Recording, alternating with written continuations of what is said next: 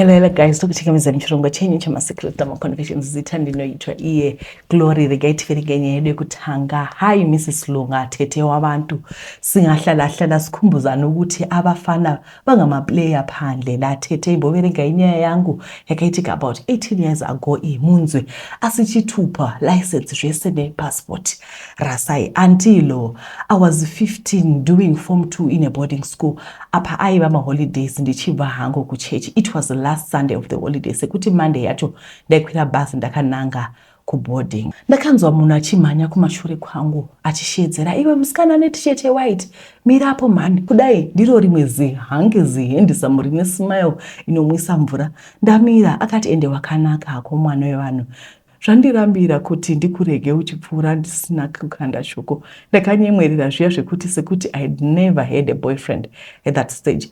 Aiva ambovepi mukomana wemuclass mangu tichiri maform 1 ukungopiwa nevanhu because taifara kutamba tese chingoita majokes asingasina mbokanda shoko ende taingonyara tikasara tiri vaviri kusina vamwe vanhu. Saka ava bhodhi vandichati Zenzo vaive vokutanga. Apa ndaisaziva kuti ndopindura ndichiti chii. Ndakabva ndati azviiti ini ndiri mwana wechikoro plus ndodzidza boarding school, unondionepi? Pakati ndimupe address yekuchikoro kwangu ndakamupa hangu because kuchikoro kwaive necompetition yekuti ndiani anowana mail yakawanda.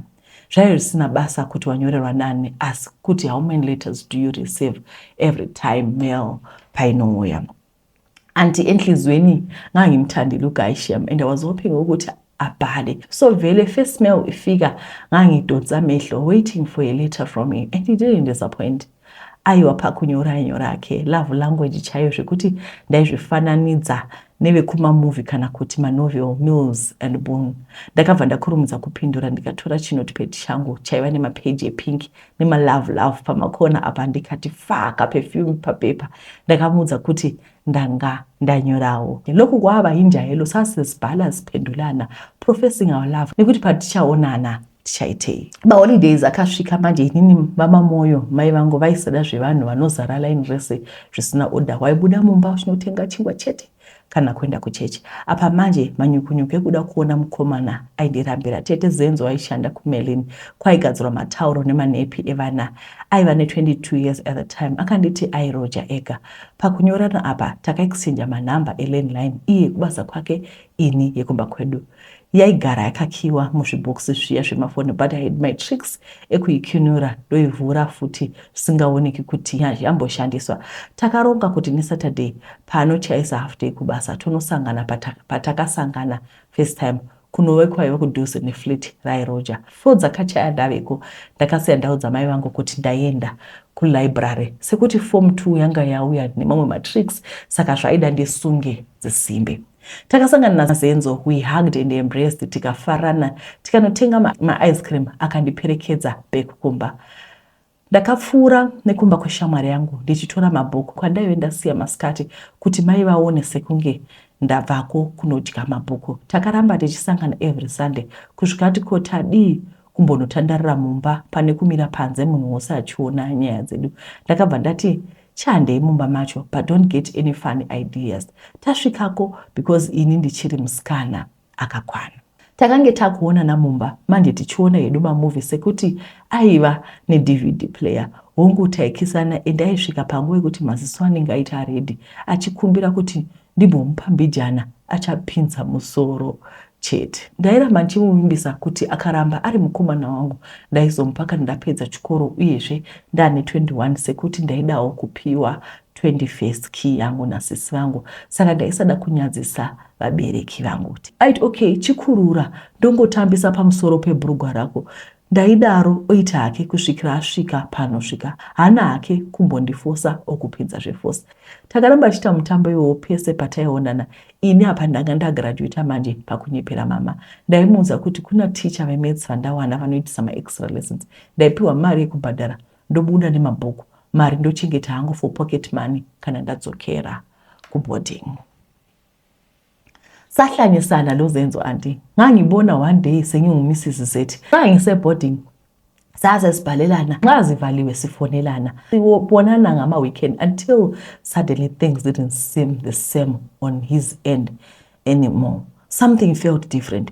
Wayesithi nxa ingathi see you Saturday, athi no, this Saturday angibuyi, ngiye emakhaya ukuyabona abana wami. Both his parents were deceased, so he told me he was taking care of his siblings and he had to check on them from time to time. What was strange was it was becoming a habit he didn't have before. So one Saturday around the same time esasibonana ngaso, ngaqonda khona eflatini lakhe. Ngiyabona wayelekuthi I was free to come anytime. I would knock on the opposite door if he wasn't there, and the guy who lived opposite him opened for me. Just as I was about to head up the stairs, ndakanzwa hela, hey sisi. Kudai vasikana vaviri who looked slightly older than me. One wacho was heavily pregnant. Ndikati kochi, zvikanzi naiwe wechipiri chikona uchipinda muno, ko unenge uchitsvaka ani.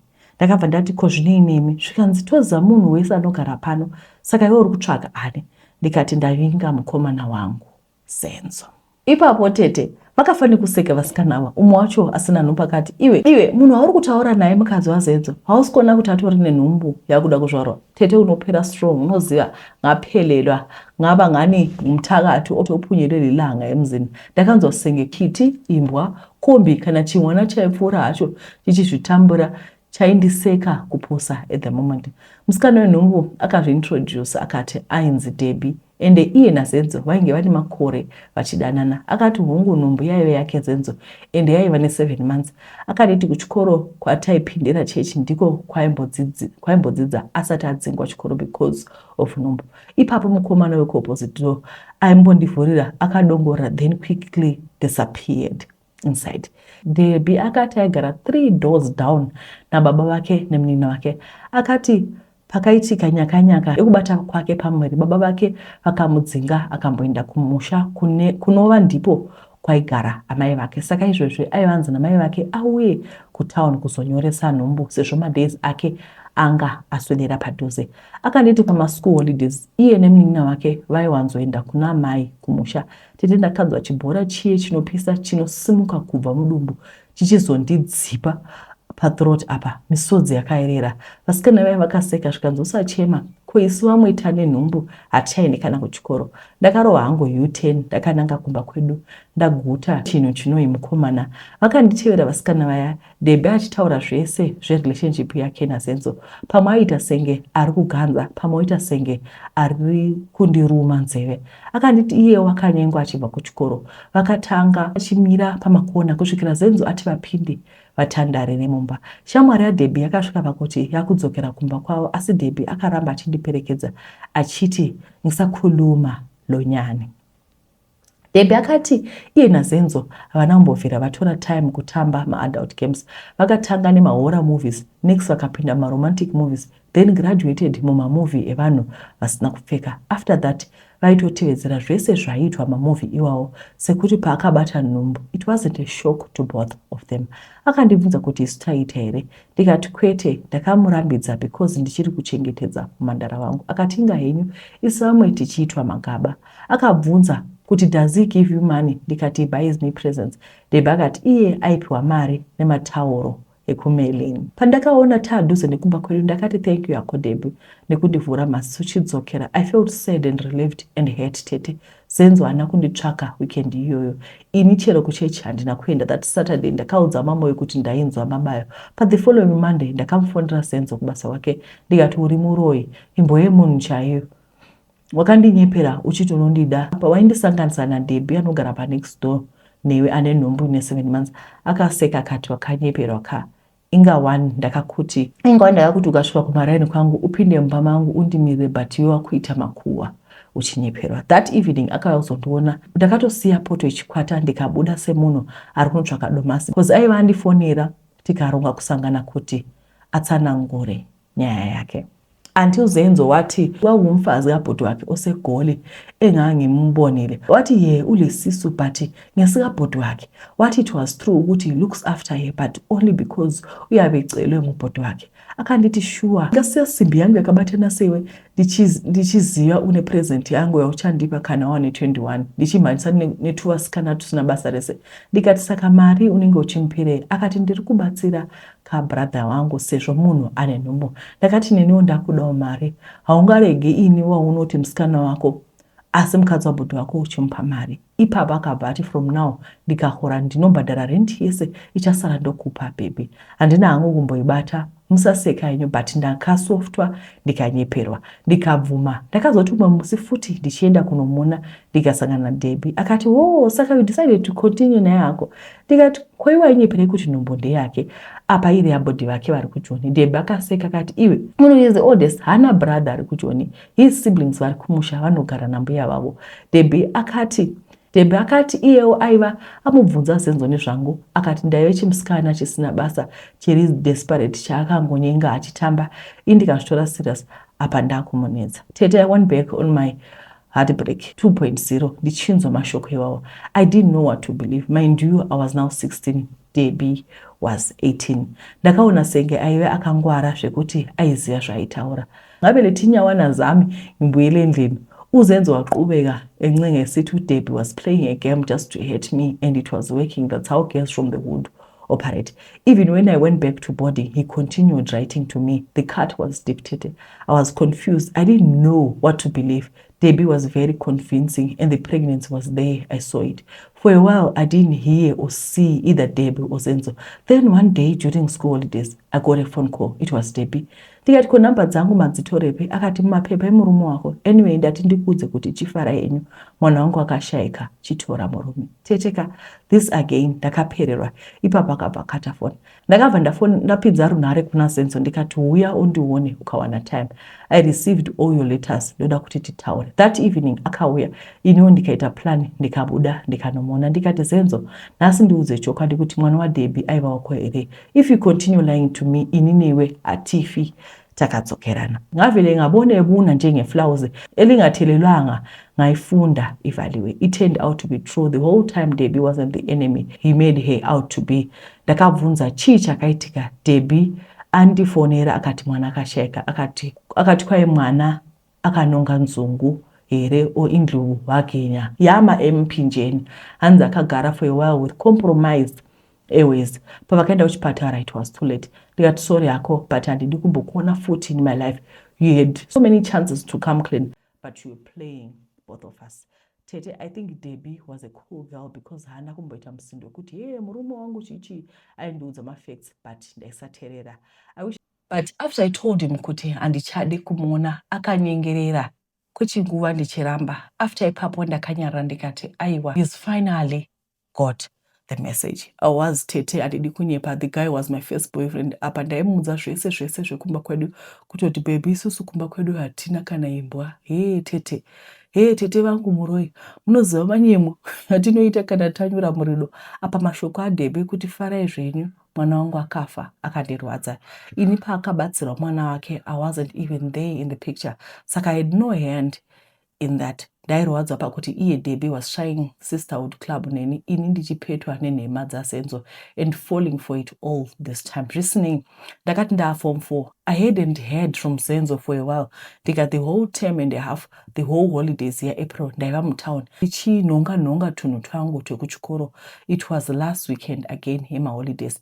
Ndakapinda kumashopu emaIndia ndichitsvaka tuma lip gloss netuma hair scrunch. Ndakati ndakubhadhara my weekend, not another handsome with the quickest smile. Ndakatopera simba hangu because the cashier was handsome Tete, and he knew it. Aiva akatsukirira netundebvu twaita kunge kumkaradi, but he wasn't. Ndakabhadhara akandipa change yakawanda. Ndikati mandipa change yakawanda, akati ndozvisiva. Nditengesere namba dzako. Ipapo ndakati kwete, foni hatina kumba. Akabva ati ndimire kandochaisa basa na5 pane zvirise zvandoda kutaura newe. Ndakati ribhoni chabopinda musupermarket ndichinonga masowe nemapoti ndichadzoka kuma5. Pandakadzoka Tete ndakamuona akamira pamberi peshopu atopedza basa. Akanditi asimatumwa namamazala wangu kuti muzotenga magrosari kutauni here. Ipapo ndakaseka Tete. I liked his sense of humor. Brian akandibatisa magrosari angu. Ndikamuudza kuti ndiri kugadzira kuenda back to school on that following Tuesday. Iye akati ende ndine munyama. Ndiri kuti ndawana ka Black Beauty kangu apa ari kuenda kunodyiwa netwakomana tune mauniform. We hit it off, so I thought ndakamupa address ndikati tonyorerana. Ivo musteps ndakanda kutenga zibhanchi rawo. Apa mai vangu vaiwana tsamba ma1 kana kuti 2 dzekuti chikafu chapera chiuyai pavisiting day. We promised each other kuti taizoonana next holiday yaAugust. Ndakasvika boarding tete. This time around things were different. I was lonely tete. Brian ainyora once a month. Ipapo chinenge chiri chi-half page. His penmanship was poor, so was his love language. To my jokes, 2 years got old. Ndaifira hangu handsome. I missed Zenzo and our love letters to an extent I would dig through my things looking for our letters ndoverenga with nostalgia. Ipapo ini ndainyora back and make an effort trying to show Brian kuti this is how you do it. August holiday yafika ati Brian told me kuti why lodge in one room and there was phone in the house, but the landlord didn't want him getting calls. He told me time dzake dzekudzoka kubasa and he said he would rather be the one anofona to arrange kuonana kwedu. Tete Brian ndaisapinda mumba maigara, ndaimira panze yobuda kana kuti ouya kumaraini kwedu ndoita plan ndibude. There was no PDA with Brian, public display of affection. Taifamba senge were just friends. Brian was different from Zenzo. On rare occasions ndaipinzwa mumba make landlady vasipo aita zvekufosedzera zvinhu. Tete, I want you and everyone to hear this. This is where and when my life went wrong. Apa ndaienda tora wrong turn chayo and took only a short period of time to destroy all my dreams and principles.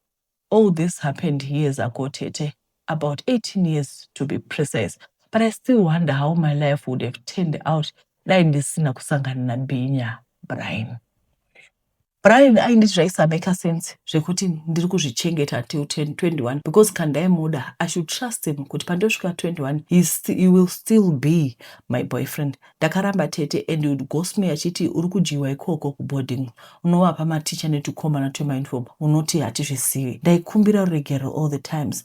Mumusi ndakamutoneshuwa here kuti unondida because kana yasvika nguva iyi waichiti patinochata uchaudza hama dzako kuti ndiwe wakatora umhandara wangu. Ipapa kati I promised you the world. Ukandipa I would die trying to rob the moon from the sky for you. Takazopedzisira taita mutambo wevanhu vakuru. What are the odds, Tete, kuti on that day, my very first time I was ovulating. Ipapo ndakamuti chipfeka ka chidziviriro.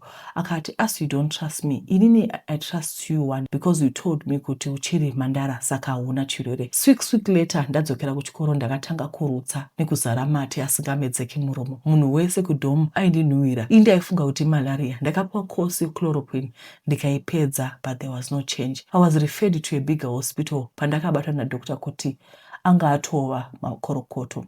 I was sad for myself and my mom. Ndakakumbira nesi vemukufonera mama vakauya ndikavaudza vakarwadziwa havo. By the way, nurse in charge of me was very nice. Akanditi, your results are your results. You are writing your exams in the next few weeks. Sezvo watofonera mama, there is no need yekuti tichiudza chikoro kuti wawane pamiri. Iwewe keep your head down wonyora mafinal exams ako. Zvimwe tichazoona muna December. Ndakadzokera kuchikoro anti but leazisiso ukuthi silamanyemo ngangichona ngigula from a bubbly person to a lethargic person all the times. Nauye kuti ndine nhumbu yakatomhanya chikoro chese kunge mabhanzi anopisa epamuseka aiseka vamuvonzwa tsitsi bullies asi ndakazi naheadmaster chenda kumba uchadzoka kana nguva yemaexams yasvika nekuti vaiona kuti I wasn't coping.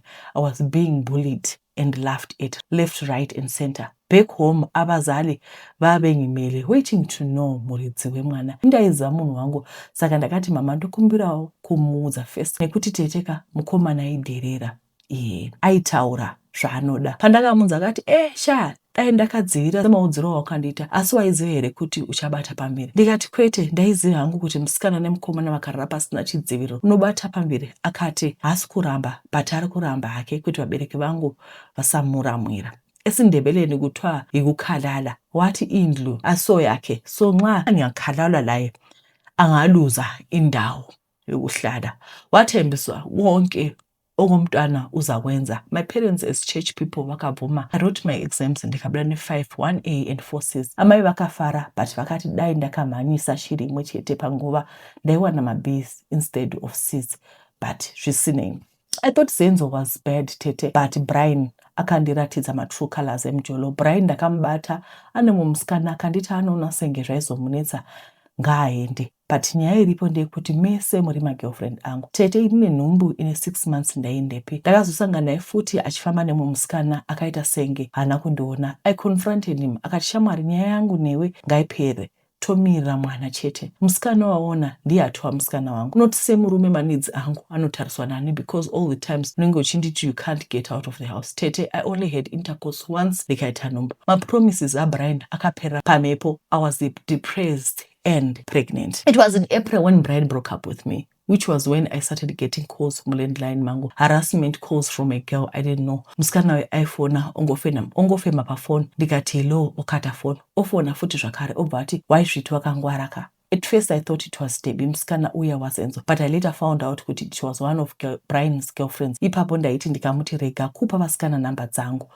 vari kundifonera vachindituka, aiti kana newewo rega kundifonera. Ndakakuramba. Ndakarwara tete kuchipatara ndikanzi my BP was too high. Saka mai vaende kuchemist kunotenga mapiritsi rekuti ndiinduce sekuti my BP wasn't safe for mwana. Akazvarwa 2 weeks before due date. Brian akajamuka akati madates haenderana. Apa mugoona mwana komana wangu icopy and paste yake nekutsvuka zvese zvekuti pandaimuyamwisa zvaite senge ndakidnapa mwana wemukarati. One afternoon tete mwana ane 3 months amai vangu vambobuda, foni yakaringa, ndikati vatanga futi vasikana vaBrian kutopindura foni kudai, guess who it was.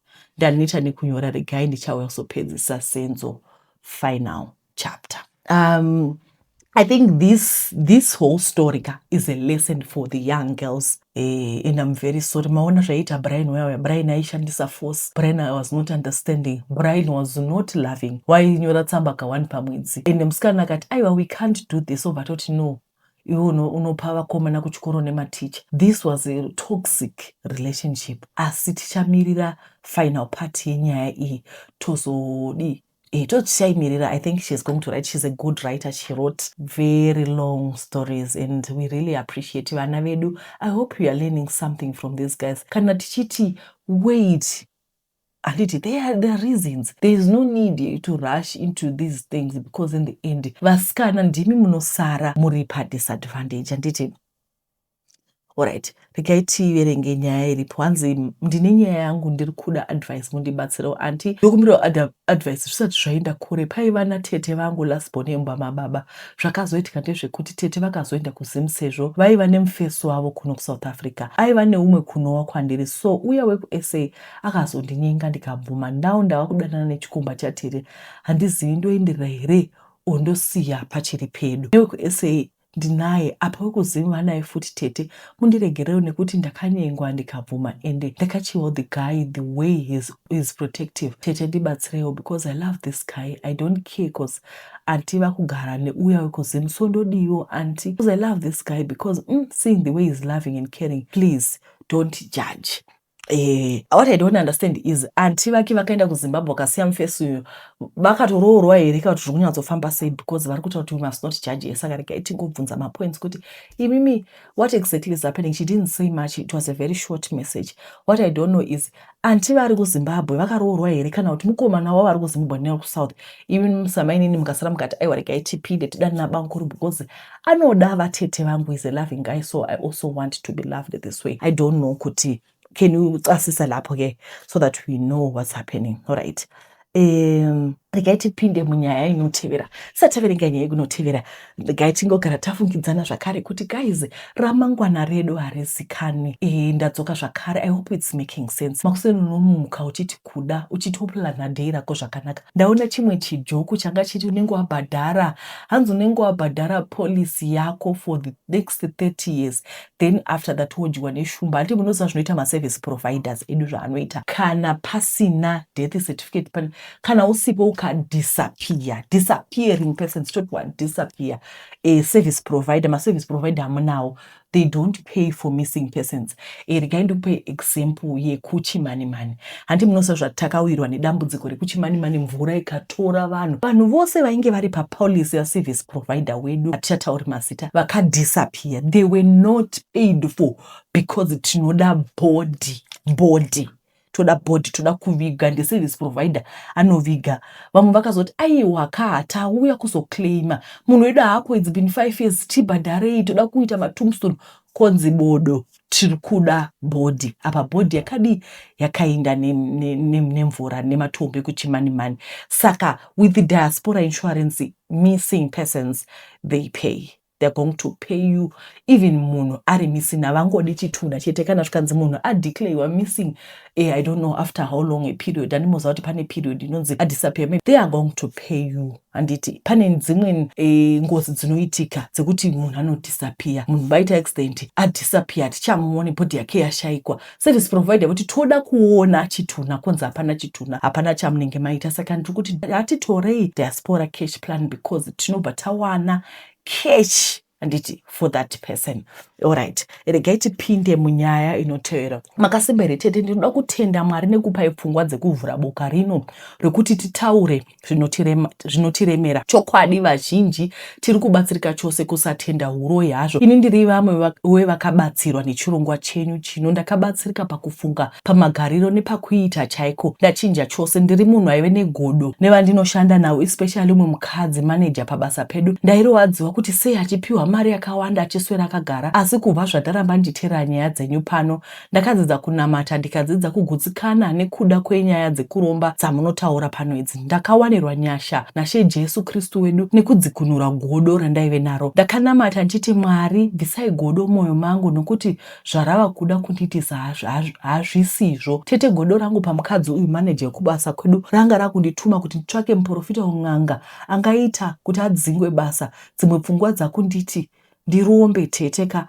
Ndakabva ndaziva kuti diabolos is after me. Why? But ndakangonamata 2 days nezvegodo iri ndikaanza kusunungurwa mukuru mwoyo mangu cause ndaive ndakatakura kurema. Ndaingofunga nezvake always kuti dai akadzingwa basa, dai akadzingwa basa. Asi tete Glory, kubva musi wandakazvipira kukunda Satan wegodo, after 2 days of praying kuti godo rindise, ndakabva ndafonerwa kuprivate home care kwandakaisa maCV angu ebasa zvikanzi huya kubasa. Tete, I'm so happy. Ndikurumbidza Mwari right now. Ndavabo tete, live long tete, mutibatsire nemiwo wacho muwane rubatsiro. Pfungwa dzangu I was 5 minutes to kuromba, all because of pressure tete. Vanhu vena matai Mwari ariko, reururai kutadza kwenyu kwese. Mwari anoregerera okubatsirai zvakare. Now ndakudzwa kufema mweya mutsva, ndaive neruvengo nemunhu asina mhosva neni. Asi hatingodzidzai pane panichitaugwa zvimwe zvinhu, tongodzidzawo. Makadii tete? Gore ra2020 ndaiva ne20 years. Ini namai vangu tainge tichangobva kutama tichinogara muNew Rental muHarare, tichibva kune imwe location tichienda kune imwe location. Ndakasangana neumwe guy muguta reHarare ndichitobva kunohodha zvibhutsu kuti nditengese since ndanga ndichangobva kumiswa pabasa. So tete mutown transport inonetsa iri slow. So panokwirirwa dzimota panowanzouya mota different types dzichitakura vanhu kuenda kumaraini. Vanhu vanotakura vanhu necheaper rate or same rate, but zvinokurumidza nekuti munenge muri 5 chete vanhu vanogara kuGlenview, Budiriro or along Willowfair. You know what I'm talking about. So pakasvika old model Mercedes Benz tikapinda madola vanhu vose vaiva mumota umu vaigumira padhuze. So ndakazosara ndandega nadriver. Ndaidzikira kwekupedzisira. Takazotanga kutaura akati ainzi Devi, aitaura Chimanyika. Zvakandifadza nekuti iniwo ndakakurira kuManyikaland. So ndakamuona Saomi, tikachinjana manamba, akati aizoita achivhizita here and then. Pafoni aifona zveWhatsApp zvaive kure naye. So ndakaudza mama kuti ndaive neshamwari yangu nyowani, vakati with time vaizomona. Vatiti ndaenda kumaprayers kuma6, asi kubva muma3 ndaenda kumashops kunotengesa kumusika. Ndaive neusimbe kugara pazuva everyday. So ndaichinja namanamba nemapotential customers vouya votora zvinhu kumba. Ndaisakweretesa, ndaivinga macustomer nezvinhu zvavaida. Vatete ndiwo mafambiro aita kabusiness kangu. Umwe musi ndisati ndaenda kumaprayers, Devi akafona achiti aiva mudhuze. Ndakamuti ndikati auye kumusika kwangu kumashop. Akauya, that day hapana akauya kana kuzobvunza kuti imari, not even kungopfuudzawo maziso. Something was wrong. Ndakatoudza Devi kuti business rangu nhasi rakastika zvinova zvaisaitika vatete. Ndaiti ndikasawana mari ndaiwana maleads aizoita makastoma angu. Akanditi don't worry, mazuva hafanani. Kune mazuva anofaya, kozotiwo mazuva akunenge kwakati zi. Devi akandiudza kuti ndaiitei usiku. Ndakatsanangura kuti ndaizoenda kumaprayers. Akanditi ndaisava nehanya naye nekuti ndaienda kumaprayers angu ndichimusiya. Vatete, Devi akatombozama kundikumbira kuti ndisaende, asi ndakaramba. Ndakazviona kuti Devi aiva asina kufara, achida kuti ndispende time naye musi iwowo. Devi akanga andivigira chikafu, rice nemazai nemachunks, zvairatidza kuti ainge aisa effort. Zvaisanaka hazvo. Ndakangodya 1 spoon chete kuti ndisaite senge ndiri rude vatete. Mafariro akaita Devi takabva taparadzana hedu. Akatondibatsira kutakura zvinhu kuti ndiende kumba. Ndakaenda kumaprayers angu zvakanaka vatete. Ene ndingangoti kubva zvandatanga maprayers ndairota zvekurota zviye. Ndinoona zvinhu amungati mavisions aya. Ndinotonhuhwidzwa kuti something is off. Asi mazuva Devi masenses angu aisava strong. Ndainge ndisingapike anything, even chero zvaDevi zvikandishamisa kuti chii chaitika. Tete, ndaizvinzwa kuti something was wrong with Devi. Asi kuti chii chacho zvainetsa. Asi ndakapedzera ndazviita brush aside. Ndichingoti ndatanga kurejecta vanhu vari right. Devi anga ari a bit of a kind man. Saka umwe musi akanditi basa rake raipa vanhu free airtime. Ndaingofanira kujoina Zoom meeting. Chero ndikasataura anything zvaive zvakangorongeka zvakare. Saka ndakaenda paZoom meeting paya tete. Ndangogara about 30 minutes. Ndapedza ndoita exit ndowana like 20 gig. Mazuva data raidhura muZimbabwe. Saka ndaiziva kuti data randaiwana was about $20. So umwe musi Devi akandinvita kubasa kwake vaita zve-environmental tenders chakadaro. Asi kubva musi weVIP function, Devi akatanga kusabatikira vatete achingoti aiva busy. Hapana chandaitarisa zvangu money wise kubva kana kuna Devi, sokuti ndaimona sahomi uye sishamwari yangu. Ndaiti kana ndikapinda mutown, Devi aiti hande mutown unotengesa paishaya chero 1 anouya kuzobvunza chero price zvayo.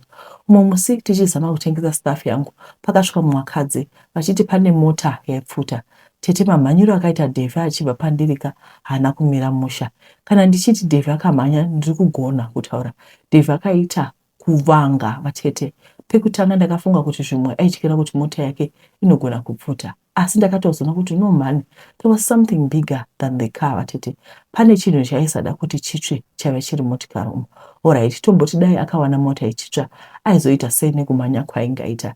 Devi akadzoka haisi mota yake yainge yatsva, asi kubva musi uyu kuona naye kwakatanga kuita kushoma nekushoma. Rimwe zuva ndakarota Devi achiti ari kunondiratidza baba vake.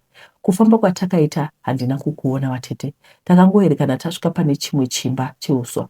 Paripotyo vatete ndakaziva kuti paisava pamba pababa vake, asi paive pen'anga. Kuhope ikoko vatete, Devi akanditi ndipinde mumba yeuswa. Asi ndakaramba ndikaona mweya wangu uchiita senge wasuduruka, uchiona zvese zvaitika. Devi akandintrodusa kumurume uya achiti ndaiva mukadzi wake. Devi nemurume uyu vakatanga kupopotedzana kuhope ikoko, zvinzi ndaive ndakanganisa zvinhu zvavo. Ndakamuka mangwana ndikaudza mama hope dziya. Vatete, mama havana kumbotsenga manzwi, vakandiudza point blank kuti Devi aiva ritualist ende ndini ndaiva target yake. Ndakatadza kuzvitenda sokuti ndaiona Devi seshamwari yangu, ndaiona Devi sahomi wangu, ndaiona Devi semunhu aiva ari kind vatete. Ndakangotanga kuita nharo namama paya achiti kwete shamwari yangu Devi hambova achida kundipinza mune zvakaipa. Vatete, zvakabva zvaita senge Devi azvinza akabva fona ipapo ipapo. Ndakatukwa naDevi achiti ndaiva ndamutadzisa maplan ake. Ndakaisa foni paloudspeaker. Mujaha achipupuma furo sesipo dziri hasha dzoga dzoga. Aiwa ndakaudziridzwa kuti I was a hindrance to his plans. Ndakabva ndatoona kuti Devi aisada kuti ndive shamwari yake sekufunga kwandaita. I was just his prey. Zvekuti dai ndakadya chikafu chake aizowana easy access to me kundiita chikukuvata chaiko. Devi akabva andibloka, handina kuzombonzwa kwaari zvamuchose. Ndakarwirwa naMwari, just like uyo musikana wekunyora zvemuzvina business Toby vatete dzimweni dzenguva Mwari anotirwira without even us knowing kuti tiri kurwirwa hondo. Dave aifunga kuti handiwina asi ndinotenda mama vakandionesa chokwadi ndichitenda Mwari pane hondo dzose dzavanondiwira. Tete ini ndiri mwana wemunana, nyaya yangu dzakawandisa ndichauya nadzo ndichipupura kunaka kwaMwari muupenyu hwangu. Zvakaoma. Tanzwa nyaya yaDevi zvavakasangana nazvo sister. Tinotenda Mwari nekuti Mwari vakavarwira. Alright, regai tipinde munyaya inotevera. I am 22 years old. Mai vangu vakaita vanasikana 3. Ini ndiri second born. So 2006 my mother passed away. That time vanga vane mwana mudiki, my little sister. So my little sister passed away. After 1 week my mother passed away. Hama dzekwamai dzakatisiya tina gogo mai vababa. Ndakachengetwa nagogo kusvika 2010. Then my father got a job in Bulawayo as a security. Tikaenda kunogara kuBulawayo nabankuru tete.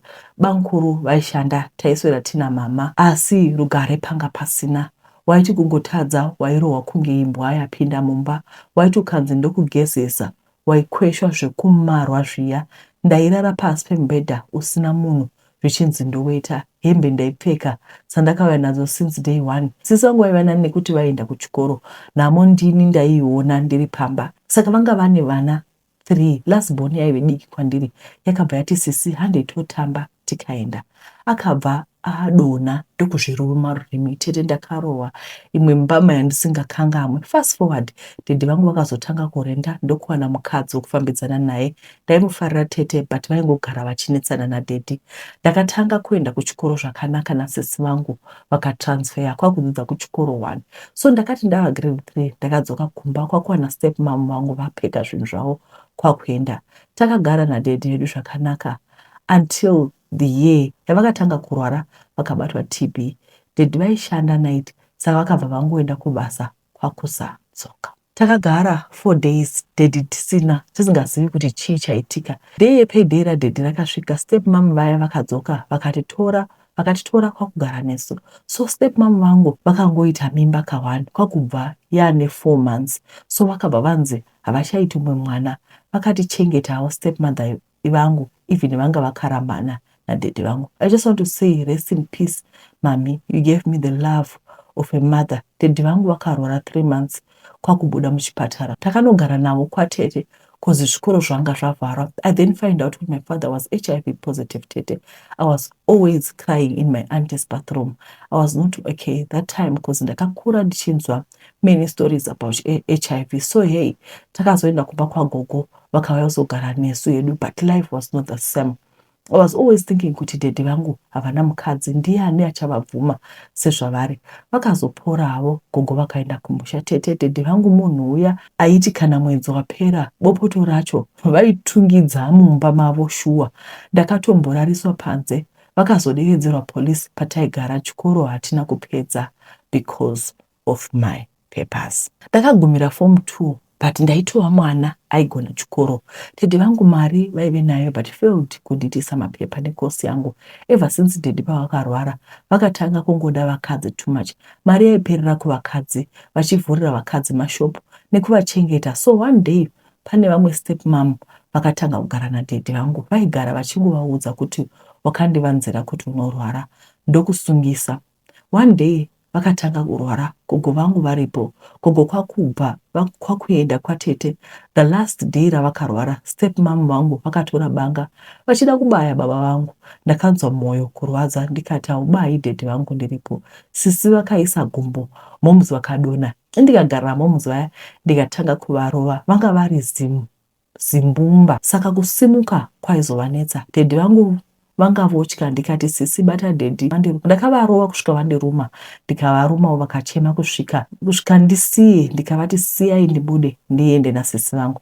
Takabuda tikaenda kwanga kuri manheru. Takanorara pamwe pachechi. Kwakati kwa manheru kumapast 10 pakauya mumwe murume ndiye airaramo. Akati ndiri security. Takarara pakona iye pakonawo.